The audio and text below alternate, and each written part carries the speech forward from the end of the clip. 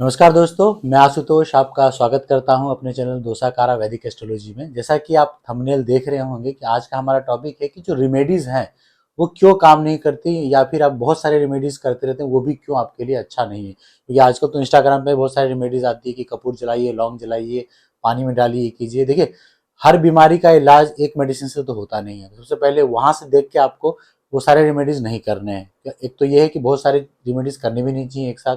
कोई एक रेमेडीज आपको लगातार करते रहना चाहिए रेपिटेशन में, तब जाके वो काम करता है। तो हर रेमेडीज आपके लिए नहीं है, पहली बात तो ये समझिए। इसलिए बिना एस्ट्रोलॉजर को कंसल्ट किए आप कोई रेमेडीज ना करें। जिस तरीके से रेमेडीज में एक दान देना होता है, तो हर एक प्लानिट का दान नहीं दिया जाता है। ऐसे कुछ प्लानिट है जो आपकी कुंडली में ऑलरेडी बेहतर हैं, तो उनका आप दान नहीं करेंगे, उनका आप रत्न पहनिए, क्योंकि उनको आपको पावर देना है। पूजा आप किसी की भी कर सकते हैं, तो दान उनका देना है जो आपकी कुंडली में आपको नुकसान पहुंचा रहे हैं, 6-8-12 में है, या 6-8-12 के लॉर्ड होके किसी उससे ऐसे प्लानेट के साथ कंजक्शन में है, ऐसे प्लानेट के साथ बैठे हैं जो सही नहीं। जैसे मान लीजिए राहु और चंद्रमा है, तो समझ में आता है कि आप चंद्रमा को स्ट्रॉन्ग करेंगे, राहु का रिमेडीज करेंगे, तो कुछ कॉम्बिनेशन इस तरीके से काम करते हैं।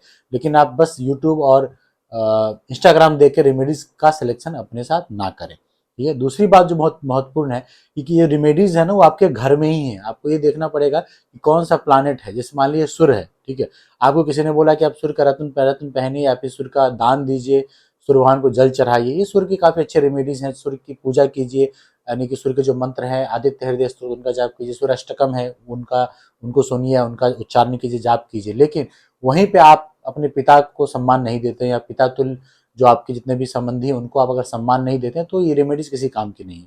उसी तरीके से चंद्रमा चंद्रमा माता को रिप्रेजेंट करते हैं, तो आप चाहे कितना भी शिव जी को जल चढ़ाइए, कितना भी चंद्रमा का जाप कीजिए, कितना ही पूर्णिमा के दिन फास्ट कीजिए, क्योंकि ये रेमेडीज है चंद्रमा की, है ना। पूर्णिमा के दिन आप फास्ट कर सकते हैं। पूर्णिमा के दिन आप खीर बना के चंद्रमा के सामने रख सकते हैं। पूर्णिमा के दिन आप जल जो है चंद्रमा की रात भर रख सकते हैं। पूर्णिमा में सूरज जल का ग्रहण कर सकते हैं। पूर्णिमा के दिन आप दान कर सकते हैं। जिस चंद्रमा का जो वस्तु है, जैसे चीनी हो गया, दूध हो गया, चावल, ये उनके दान की वस्तु है। चंद्रमा का मंत्र पढ़ सकते हैं, ओम चम चंद्राय नमः, या फिर उनकी चंद्र गायत्री मंत्र है, उसका जाप कर सकते हैं। लेकिन ये सब करने के बाद अगर आप अपने माता का सम्मान नहीं करते, उनका ध्यान नहीं रखते, या माता तुल्य स्त्रियों का सम्मान नहीं करते, तो वो सारे रेमेडीज जो है व्यर्थ है। उसी तरीके से मंगल मंगल आपके छोटे भाई को रिप्रेजेंट करते हैं, है ना। मंगल का आप हनुमान जी की पूजा कीजिए। मंगलवार को आप नियमित रूप से हनुमान टेम्पल जाइए। हनुमान जी की पूजा करने के साथ जो मंगल का मंत्र है उसका जाप कीजिए, है ना। कोई कर्ज वगैरह की समस्या है तो मंगल का ऋण मोचन स्त्रोत का आप जाप कर सकते हैं। मंगलवार को फास्ट कर सकते हैं। अगर मंगल कुंडली में अच्छा है तो उसका रत्न पहन सकते हैं। लाल कपड़े का ज़्यादा आप कह सकते हैं, लाल कपड़े आप ज़्यादा पहनने की कोशिश करें। तो ये मंगल को स्ट्रॉन्ग करने के लिए साथ में जो रेमेडीज मैंने आपको बताई। लेकिन उसी समय अगर मंगल आप छोटे भाई की आप मदद नहीं करते हैं, आप सक्षम हैं लेकिन वो परेशान है, आप उसकी मदद नहीं करते, तो मंगल आपका खराब होता चला जाएगा। उसी तरह से बुध की बात करें, बुध की अगर आपकी कुंडली में अच्छा है तो उसका आप रत्न पहनते हैं, है कि नहीं। आप उसकी पूजा करते हैं, उसके उस ग्रीन कलर के कपड़े आप ज़्यादा पहनते हैं। बुध का मंत्र, और जब आप खराब है कुंडली में तो बुध के चीज़ों का आप दान करते हैं, जैसे मूंग हो गया, हरा चारा हो गया, उसका दान करते हैं बुध के लिए। लेकिन वहीं पे अगर आप रास्ते पे चल रहे हैं, अगर आपको कोई किन्नर दिखता है, आप उसके बेइज्जती करते हैं, 2 पैसे मांग रहा है और नहीं देना चाहते हैं आप,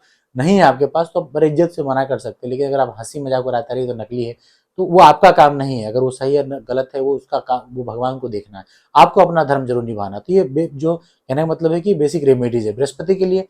आप जब मान लीजिए बृहस्पति कुंडली में अच्छा है तो आप उनका रत्न पुखराज पहनते हैं, है कि नहीं। पीले वस्त्रों का ज्यादा धारण आप करते हैं। विष्णु सहस्त्र नाम का जाप करते हैं, है कि नहीं। मान लीजिए कुंडली में खराब है तो आप बृहस्पति के दिन फास्ट करते हैं या उनके मंत्रों का जाप करते हैं, उसका दान देते हैं। जैसे गुड़ हो गया, मीठे का दान आप बृहस्पतिवार को करते हैं, पीले वस्तुओं का दान करते हैं, केले का दान करते हैं, तो वो सही है। लेकिन उसी समय अगर आप अपने गुरुओं का सम्मान नहीं करते हैं, जो आपके टीचर रहे उनका, या जो गुरु के तुल्य जो भी लोग हैं उनका आप सम्मान नहीं करते, तो ये रेमेडी किसी काम के नहीं।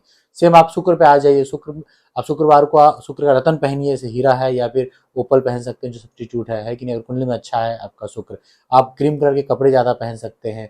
आप चीनी का भी, अगर खराब है कुंडली में तो चीनी का, दूध का भी शुक्र के लिए दान आप कर सकते हैं कि नहीं। छोटे छोटे जो बच्चे हैं उनको चॉकलेट आप खिला सकते हैं। मिल्क शेक आप उनको वनीला फ्लेवर दान कर सकते हैं। लेकिन उसी समय अगर आप स्त्रियों का सम्मान नहीं करते, अपने घर में जो आपकी स्त्री है, वाइफ है, उनका सम्मान नहीं करते, तो शुक्र की रेमेडीज बेकार है कि नहीं। तो कहने का मतलब सारी रेमेडीज तो आपके घर में ही है। शनि की बात होगी, अब शनि भगवान को आप जल चढ़ाइए, है कि नहीं। शनि मंदिर जाते हैं, आप तेल चढ़ाते हैं, सॉरी जल नहीं, तेल आप चढ़ाते हैं। शनि कुंडली में अच्छे तो आप उनका नीलम पहनते हैं। काले वस्तुओं का, नीले वस्तुओं का ज़्यादा आप यूज़ करते हैं अपने जीवन में। लेकिन वहीं अगर शनि खराब है तो आपको सजेस्ट किया जाता है कि आप शनि का दान कीजिए, मंदिर विजिट कीजिए। लेकिन उसी समय अगर आप ऐसे लोग जो वंचित लोग हैं, जो गरीब लोग हैं, वृद्ध लोग हैं, कह सकते हैं आपकी सक्षम नहीं है अपने जीवन में, उनका आप अपमान करते हैं। आप जाके रिक्शे वाले से वो एक गर्मी में आपको जो लेके जा रहा है उसे 10-10 रुपए के लिए आप उसे बात करते हैं, सब्जी वाले से आप मोल मोल करते हैं, तो कहीं ना कहीं वहां आपका शनि खराब होता चला जाएगा।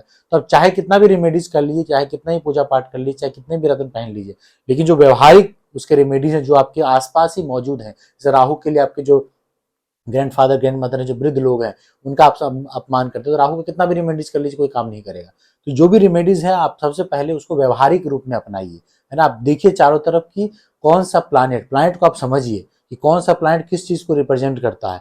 इवन मान लीजिए चंद्रमा जैसे वाटर को रिप्रेजेंट करता है, तो आप चंद्रमा का लाख रेमेडीज कीजिए, लेकिन अगर आपके घर में लीकेज है, पानी बह रहा है, आप पानी का व्यर्थ यूज कर रहे हैं, तो चंद्रमा खराब रहेगा। तो ये पहले आप समझिए कि वो किस एलिमेंट को रिप्रेजेंट करता है प्लानिट, किस रिलेशन को रिप्रेजेंट करता है, आपके शरीर में कौन से पार्ट्स को रिप्रेजेंट करता है।